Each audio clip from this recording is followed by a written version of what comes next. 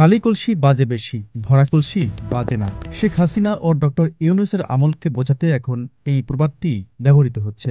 ফ্যাসিবাদের দীর্ঘ সময়ে শেখ হাসিনা মুখে উন্নয়নের বুলি আওড়ে ফেনা তুললেও ডক্টর ইউনূসের সময়ে এ নিয়ে কোনো শোরগোল নেই। কথা হচ্ছে কম, কাজ হচ্ছে বেশি, তবে তার সবই হচ্ছে নীরবে নিবৃতে। সামাজিক মাধ্যমে নানা ইস্যুতেই এখন তুলনামূলক আলোচনা করছেন সাধারণ মানুষ।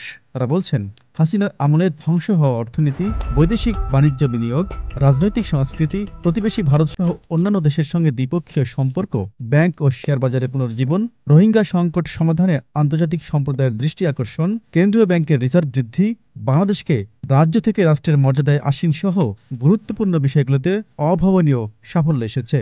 এত অল্প সময়ে বিশাল সাফল্যের প্রচার না থাকলেও ইতিমধ্যেই সাধারণ মানুষ তার সুফল পেতে শুরু করেছে। বিশেষ করে চলমান রমজানে স্বস্তিদায়ক নিত্যপণ্যের বাজার সাধারণ মানুষের মধ্যে ডক্টর ইউনূসের সরকার সম্পর্কে ইতিবাচক ধারণা সৃষ্টি করেছে।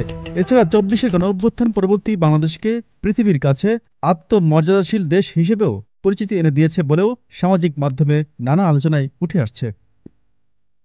Z news, Dhaka.